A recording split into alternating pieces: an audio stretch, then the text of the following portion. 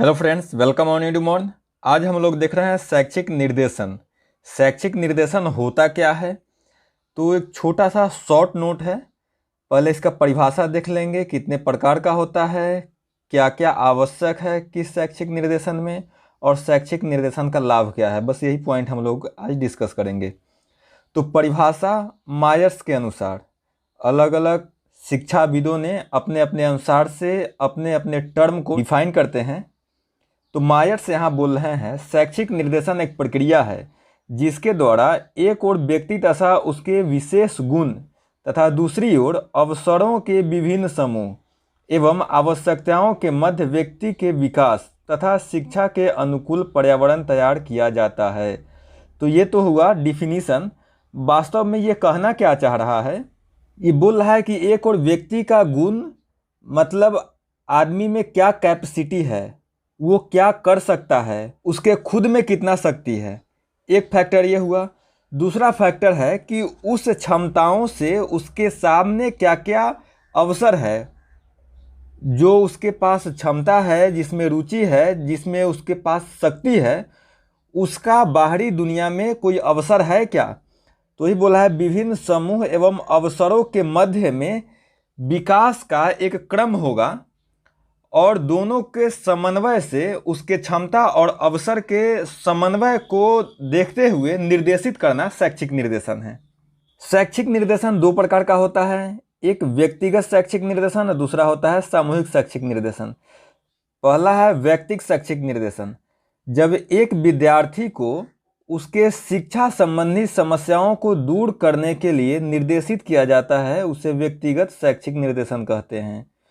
जब एक विद्यार्थी को उसके क्षमताओं, उसके कमियों सभी को ध्यान में रखते हुए उसके लिए क्या क्या सामने अवसर है, इसको भी ध्यान में रखते हुए जब उसको निर्देशित किया जाएगा, तो ये व्यक्तिगत निर्देशन हुआ। व्यक्तिगत निर्देशन के लिए निर्देशक में ये तीन बात होना चाहिए, मतलब इस तीन चीज़ों की जानकारी निर्देशक में होना चाहिए जो निर्देशित करने जा रहा है किसी छात्र को।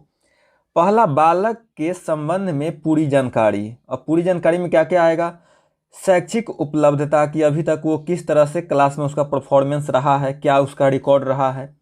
मानसिक योग्यता, मानसिक रूप से वो कितना सक्षम है किसी कार्य को करने में। बौद्धिक स्तर, वो उसका बौद्धिक विकास किस स्तर तक हुआ है, उसका रुचि किस क्षेत्र में है, वो फिजिकली कितना स्ट्रांग है। अगर फिजिकली स्ट्रांग नहीं है तो खेल कूद में उस तरह से भाग नहीं ले पाएगा, खेल में वो अपना करियर नहीं बना पाएगा।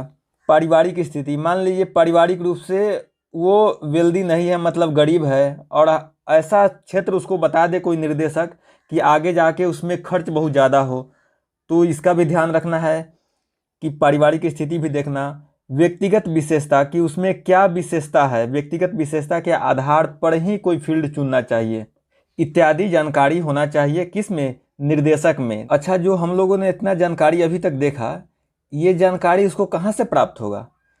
पहला विधि तो है उसे साक्षात्कार करके उसका इंटरव्यू लेना।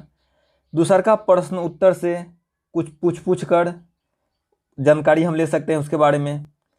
अगला है संचित अभिलेख, जैसे स्कूल में सभी विद्यार्थी का रिकॉर्ड होता है, वहाँ से जानकारी प्राप्त कर सकते हैं। उसके बाद में बौद्धिक परीक्षण या आईक्यू टेस्ट लेकर, रीजनिंग का टेस्ट लेकर भी उसके मानसिक क्षमता का हम परीक्षण ले सकते हैं। तो निर्देशक में पहला जानकारी क्या होना चाहिए, बालक के बारे में पूरी जानकारी, पहला पॉइंट ये हुआ। दूसरा पॉइंट हुआ विषय पर पकड़, और तीसरा हुआ विभिन्न व्यवसायों का ज्ञान, विषयों पर अच्छा पकड़। अब निर्देशक को यही पता नहीं होगा कि इस विषय को पढ़ने से भविष्य में इसको क्या क्या स्कोप मिल सकता है, तो वो क्या निर्देशित करेगा। तो प्रत्येक विषय के बारे में अच्छा पकड़ होना चाहिए कि कौन विषय कहाँ ले जाएगा और किस विद्यार्थी को कौन सा विषय पढ़ना चाहिए, इसका जानकारी होना चाहिए। तीसरा पॉइंट है विभिन्न व्यवसायों का ज्ञान।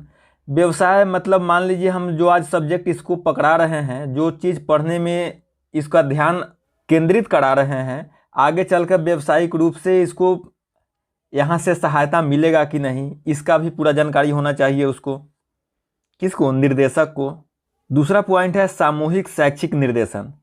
इस निर्देशन में एक स्तर के सभी छात्रों को सामूहिक रूप से निर्देशित किया जाता है। मान लीजिए 5th स्टैंडर्ड का स्टूडेंट है तो सभी को एक साथ बैठाकर और उसके स्तर का निर्देशन देना कि इस तरह पढ़ो, ये सब्जेक्ट लो, इस कैरिकुलम में भाग लो। तो ये हो गया सामूहिक शैक्षिक निर्देशन। इसमें होता क्या है, निर्देशक करता क्या है? इसमें निर्देशक विद्यालय में जाता है, छात्र और अध्यापक दोनों को शैक्षिक निर्देशन के महत्व के बारे में बतलाएगा। निर्देशक जाएगा बाहर से, तो फिर उसके बाद निर्देशक छात्र को उसकी योग्यताओं, रुचियों तथा क्षमताओं को समझते हुए उसके योग्यता और क्षमता के अनुसार विषय चुनने के लिए प्रेरित करेगा। जब निर्देशक जानेगा कि इसमें क्या योग्यता है, क्या क्षमता है, किस स्टैंडर्ड का स्टूडेंट है, उसी अनुसार से कहेगा उसको सब्जेक्ट चुनने के लिए और उस क्षेत्र में अपना करियर बनाने के लिए। शैक्षिक निर्देशन का मतलब एक तरह से सलाह होता है। शैक्षिक निर्देशन का महत्व। अब शैक्षिक निर्देशन जरूरी क्यों है, आखिर इसका ज़रूरत क्यों पड़ा निर्देशन का? तो पहला कारण है पाठ्य विषयों के चयन में सहायता। अब बालक के बारे में पूरी जानकारी है कि उसमें क्या विशेषता है, उसका किस क्षेत्र में रुचि है, उसका क्षमता क्या है, अभिरुचि क्या है, इन सभी तथ्यों का जानकारी हो गया तो अब इस आधार पर बालक अपने करियर के लिए एक सब्जेक्ट चुन सकता है। तो विषय के चुनाव में सहायता मिलता है। दूसरा का पाठ्यक्रम के संगठन में सहायता। जो अध्यापक है या फिर प्रशासक है वो बालक के मानसिक स्तर को जान गया, अब इसके अनुसार से सिलेबस तैयार करेगा। तीसरा पॉइंट है व्यक्तिगत विभिन्नताओं के अनुसार शिक्षा व्यवस्था। अब शिक्षा निर्देशक को बालक के बारे में संपूर्ण ज्ञान है तो उसी के आधार पर शिक्षा का व्यवस्था भी करेगा। चौथा है शैक्षिक कार्यक्रम को बनाना। मानसिक स्तर तो सभी बालक का जानकारी हो गया है निर्देशन के माध्यम से, तो अब किस स्टैंडर्ड पर कौन सा कार्यक्रम ज़्यादा इफेक्टिव रहेगा उसका निर्धारण होता है इसके माध्यम से। अगला है अनुशासन स्थापित करने में सहायता। छोटे बच्चा को अनुशासित करना थोड़ा कठिन है, बड़ा को आसान है, तो उसके स्तर के अनुसार अनुशासन व्यवस्था भी सुदृढ़ किया जा सकता है। अगला है शिक्षण विधियों के चयन में सहायता। जैसे अब छोटा स्टैंडर्ड का बच्चा है तो उसको खेल विधि से सिखाएंगे या फिर किताब पढ़ के समझाएंगे। लेक्चर मेथड यहाँ पर उचित नहीं होगा। वही हायर में जाएंगे तो लेक्चर मेथड ज़्यादा उपयोगी होगा, तो विधि का चयन कर सकते हैं। सातवां जो विशेषता है वो शैक्षिक समस्याओं के समाधान में सहायता। जब बालक को हम समझेंगे, उसके कमियों को समझेंगे, उसके विशेषताओं को समझेंगे, तो इसी समस्या के आधार पर ही उसका समाधान भी हो पाएगा। अगला पॉइंट 8वां है मंद बुद्धि, पिछड़े तथा प्रतिभाशाली बालकों को निर्देशित करना। जिस स्तर का बच्चा होगा उसी स्तर का उसको निर्देशन भी दिया जाएगा। मंद बुद्धि बालक के लिए कोई बड़ा सा प्रयोजन नहीं बना सकते हम, लेकिन प्रतिभाशाली के लिए हम बड़ा सा ख्वाब उसको दिखा सकते हैं और रास्ता दिखा सकते हैं। 9वां पॉइंट है जीविकोपार्जन के लिए तैयारी में सहायता। ऐसा सब्जेक्ट का चुनाव कराए कि आगे चलकर उसको जीविकोपार्जन में दिक्कत न हो, आराम से अर्निंग कर पाए। 10वां पॉइंट है अपव्यय एवं अवरोध में कमी। अपव्यय मतलब होता है कि ज़्यादा खर्च, और अवरोध मान लीजिए कोई विद्यार्थी पढ़ाई किया और बीच में ही छोड़ दिया तो वो क्या हुआ, अपव्यय हुआ, क्योंकि वो पढ़ाई पूरा नहीं कर पाया, वो खर्च बेकार गया। अवरोध कुछ कारणों से पढ़ाई में अवरोध आ जाता है। जैसे अब बच्चा सक नहीं रहा है उस क्लास में जाके, 5-6 महीना क्लास किया, उसके बाद में वो इस क्लास को छोड़ने पर मजबूर हो गया, तो ऐसा कंडीशन नहीं आए, इसके लिए भी ज़रूरत है। 11वां और अंतिम पॉइंट है अभिभावकों की संतुष्टि। जब बालक पर इतना रिसर्च करके पढ़ाया जाएगा तो जाहिर सी बात है बालक में विकास होगा ही होगा।